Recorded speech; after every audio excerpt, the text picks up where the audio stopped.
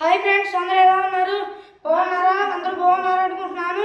మరి ఈరోజు దేవుని వాగ్దానంతో నేను మీ ముందుకు వచ్చాను. మరి ఈరోజు దేవుని వాగ్దానము యెషయా గ్రంథము 54వ అధ్యాయము 3వ వచనము. కుడివైపుకునకును ఎడమవైపుకునకును నీవు వ్యాపించదు, నీ సంతానము అన్యజనముల దేశము స్వాధీనపరచుకొను. మరి ఇది ఫ్రెండ్స్ ఈరోజు దేవుని వాగ్దానము. మరి ఈరోజు దేవుని వాగ్దానం ద్వారా మరి దేవుడు ఏం సెలవిస్తున్నాడంటే, కుడివైపుకును ఎడమవైపుకును వ్యాపించుతావు, నువ్వు గొప్పగా అంత గొప్పగా ఆశీర్వదింపబడతావు దేవుడు సెలవిస్తున్నాడు అనమాట. అలాగే నీ సంతానం అన్ని జనముల దేశంలో స్వాధీనపరుచుకును అని కూడా మరి దేవుడు సెలవిస్తున్నాడు అనమాట.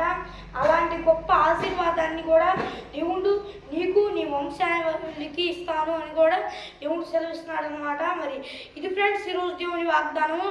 మరి ఈరోజు దేవుని వాగ్దానం ద్వారా దేవుడు ఏ విషయం చెబుతున్నాడు అంటే, నిన్ను వ్యాపింపజేస్తాను, అంత గొప్పగా నీ వంశాలను అభివృద్ధి చేసి ఆశీర్వదించి నిన్ను గొప్ప జనంగా చేస్తాను, అంటే నిన్ను అంత గొప్పగా ఆశీర్వదిస్తాను అని దేవుడు సెలవిస్తున్నాడు అనమాట.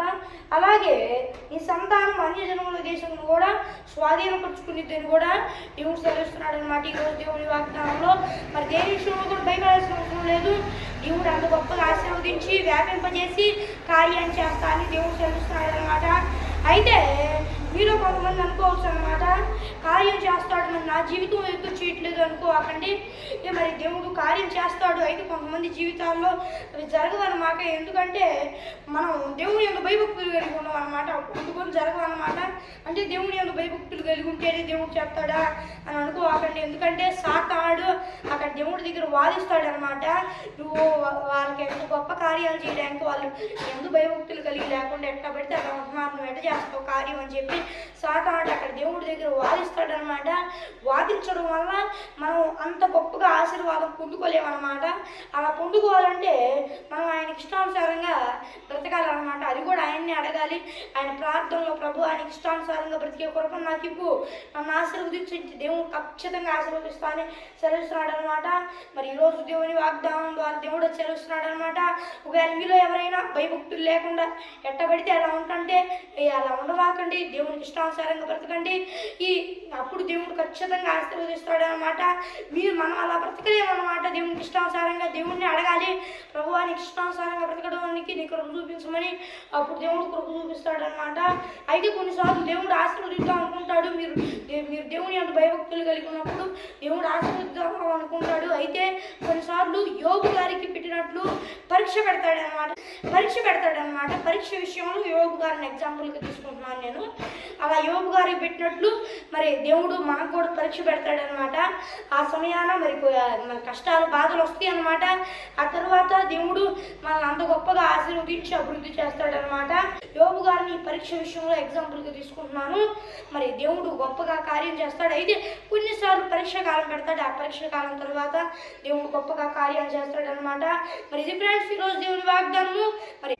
మరి చిన్న ప్రార్థన చేసుకుందాం. యేసయ్యా దేవా నాయన, ఈరోజు దేవుని వాగ్దానం ద్వారా నువ్వు మాతో సెలవిచ్చి ఉన్నావు ప్రభువా.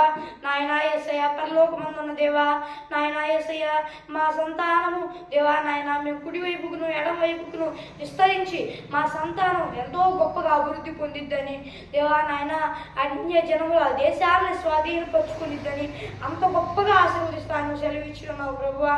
అందును బట్టి నీ స్తోత్రాలు ప్రభువా. అందుకు తగినట్లుగా మేము నీ అందు భయభక్తులు కలిగిన ఉండునట్లు నీ ఉచితమైన కృపతో నీ సహాయాన్ని మాకు అందించయ్యా. మా వల్ల అయితే కాదయ్యా, నీవే మాకు సహాయం చేయయ్యా.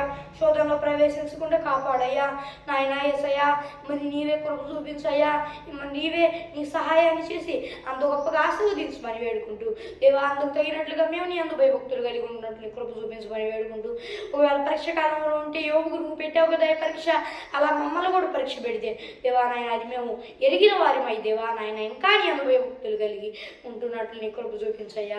దేవా మమ్మల్ని తగిన కాలాన్ని ఆశీర్వదించి మా దేవుడవు. నీకు స్తోత్రం ప్రభువా.